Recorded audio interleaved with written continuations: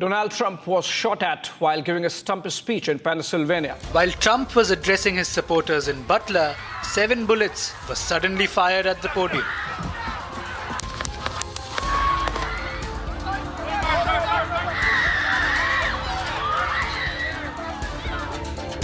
And one of the bullets grazed the right ear of the former president. I have to introduce two more guests that we have on the panel, Professor Madhav Nalapat and Pathikit Pine, both domain experts of international relations and security and strategic affairs. And if I could get in Professor Nalapat first. Professor Nalapat, we have been discussing about the security lapses, but I think it's beyond that. You know, it's no happenstance that tomorrow the Republican National Convention is starting in Milwaukee, a traditionally Democrat city. And just a day before that, this attack on Trump happens. Somebody is sending a message somewhere, right?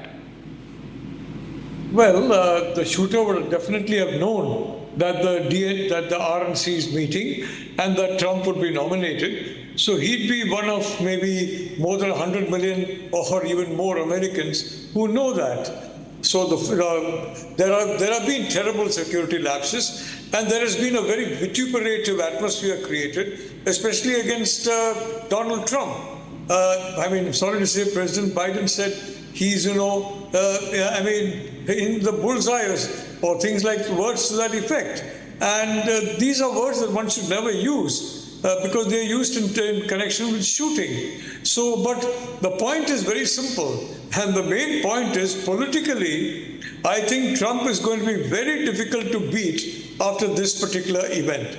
Since we have two more guests joining in from the United States, Dr. Joseph Challi, he's author and publisher of Universal News Network. He's joining us live from Florida. And let me get in Joseph Challi. Joseph Challi, you know, Professor Nalapat earlier made a comment that this really paves the way for Donald Trump to become the 47th president of the United States. There is no stopping him. From Pennsylvania to the Pennsylvania Avenue, the road is cleared now. So you think that's the sense there on the ground in the United States? I would say, again, America was very lucky yesterday. I think, again, Trump and the party, again, was really blessed. Saving his life by just 1 centimeter difference. You know, just I was watching it live, seeing how what's happening over there, and maybe it could be just a whiff of air because again it's a sniper rifle from a football field away by a young guy, maybe with military training or not. We will never know until now. But again, on the timing of it. To be on the last day or the last rally before he takes over as the presidential nominee. You know, once he becomes a presidential nominee, his protection, his Secret Service protection will be equivalent to that of President Biden. So this wouldn't have been possible. So just to have that choice of the location, for him to have access to this rooftop, 1 football field away, and Trump, I think, again, God's grace was saved. And of course, there are 1 fatality, and I was told there's 2 critically wounded attendees of the rally. But his success is now, I can definitely say, guaranteed. Right. There is no way. Even Democrats who are calling for Biden to step down, at this point, they've stopped it because at this point, they're asking, what's the purpose of stepping down? Even if they bring in Gavin Newsom, if they bring in somebody else, I don't think any of them will have any choice. Even if they put Kamala Harris, there'll be no way Trump will now lose. Joseph Chalil, as I said, we're discussing conspiracy theories. Since Trump juggernaut was not stopping and the Democrats were at their wits' ends because Joe Biden is at his wits' ends and is in a state of mental decline. So did the deep state sort of create this so that they can tell Joe Biden, now it's even more difficult for the Democrats to win, so please make way for somebody who can at least pose a challenge to Trump? They tried everything to stop Trump. They tried to sue him, to put him in jail. They tried to make him, he's a convicted felon. They tried to stop him from running. then even after everything, the truth came out regarding Biden's decline in mental status and all these gaffes in the recent things. I think that the time was out for them.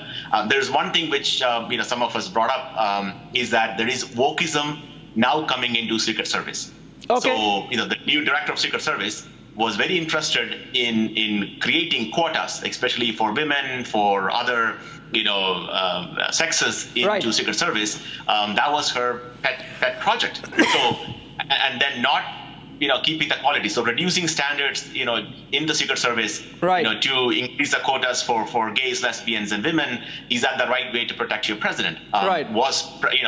Standard operating protocol calls for 6 counter snipers in every rallies like this. I was told there was only 2. So was it that Trump was denied access to drones and additional counter sniper personnel and Secret Service agents to cover such event?